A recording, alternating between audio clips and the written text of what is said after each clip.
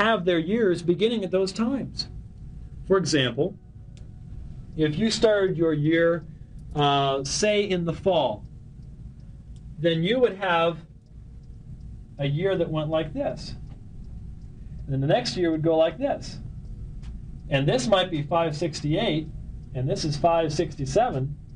But for us, 568 takes up part of 568 and 567 in their calendar system.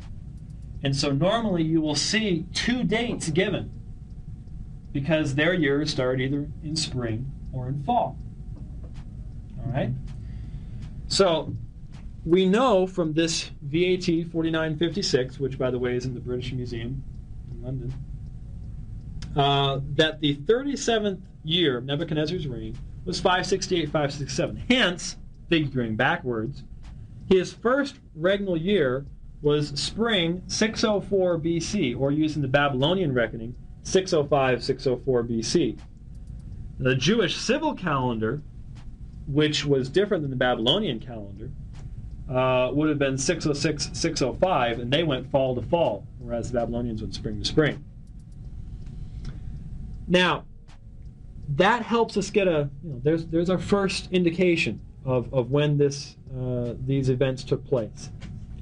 This is not the only information we have. British Museum, that's BM, N4 7811 is another similar thing to VAT 4956, and it tells us that Cambyses, and Cambyses was a Persian ruler that came after Cyrus. Cyrus is the one that defeated the Babylonians. His seventh regnal year was 523, 522. We shall see that Cyrus was enthroned 16 years earlier in 538, 537, and that will become important later on. Finally, we have Ptolemy's Almagest. Ptolemy recorded 19 lunar eclipses. Two of them are interesting to us. The first one occurred April 21st, 621 BC, and it is dated to the 5th year of Nabopolassar. And Nabopolassar was Nebuchadnezzar's father. He reigned right before Nebuchadnezzar. The second one was 11 p.m. We can get very specific here. July 16th, 523, which again is reference to the 7th year of Cambyses, which we saw up in BMN 4 7811. And notice the correlation between these two. The eclipse gives us, and VAT 4956 gives us, that Nabopolassar's first year was 626. Notice that the eclipse said April 21st, 621 BC. That was the 5th year, so 5 years back was 626. Nabopolassar's last year, we know he reigned for 21 years, we're going to see that in a moment, would have been 605. VAT 4956 told us that the 37th year of Nebuchadnezzar was 586. Hence, what was the first year of Nebuchadnezzar? The same year that his father died, which makes plenty of sense. So here you have two completely separate and distinct sources agreeing perfectly with each other. Now that shouldn't surprise us. The stars are extremely accurate. And so we should not be surprised by the fact that these two sources, widely separated as they are, agree perfectly and both point to the fact that Nebuchadnezzar's first year was 605 and Nabopolassar's last year was 605. That is when he died. Nabopolassar was Nebuchadnezzar's father, as I said. Let's look at some considerations here. Since Cyrus took the throne in 538-37, the Jews could have settled in Jerusalem by 537-36. Now remember, Cyrus is the one who released the Jews from their bondage. He gave the decree. Ezra mentions him. And Ezra also mentions it was about a 4-month journey back. So they could have been there by 537-36. Hence, the 70 years, reckoning inclusively, and I'll explain that in a moment, would have begun in 606, 605, fall to fall in the Jewish calendar. Now this has been locked in as Nebuchadnezzar's accession year. Two things to explain there. A, reckoning inclusively, very important.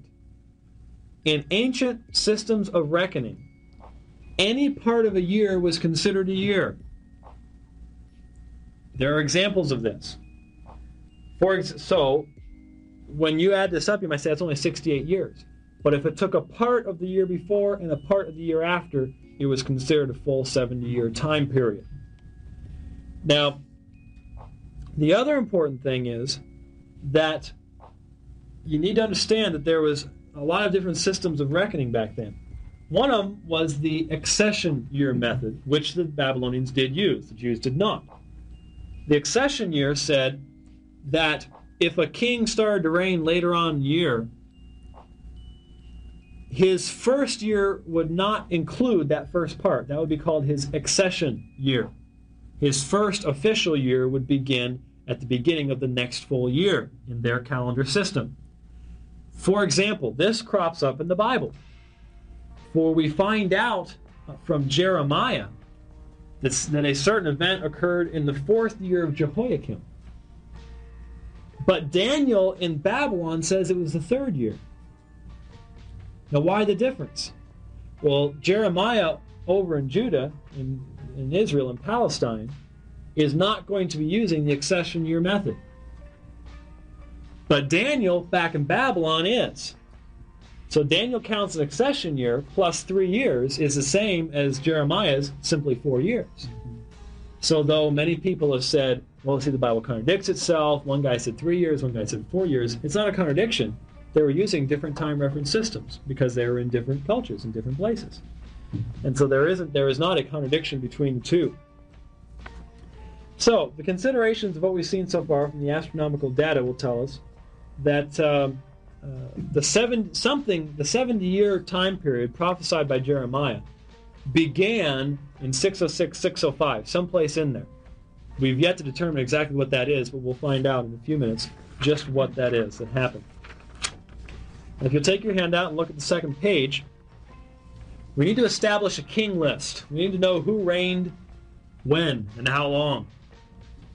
Now, in 1906, Nabonidus Stela A was found. Now, this is a rock mass. It is a stela upon which writing is engraved. And it was found at Haran in Mesopotamia. And it had a complete king list on it of the exact period in which we're dealing with. Unfortunately, it was badly damaged at that very part. Now, interestingly enough, the Watchtower Bible and Tract Society, in its big, huge book called Aid to Bible Understanding, talks about this very fact, how terribly messed up this king list is. And they use this to try to discredit Babylonian chronology, say it's all guesswork. And many Jehovah's Witnesses have accepted this. The problem is, just a few years later, Nabonidus Stela B was discovered. Its contents were published in 1956.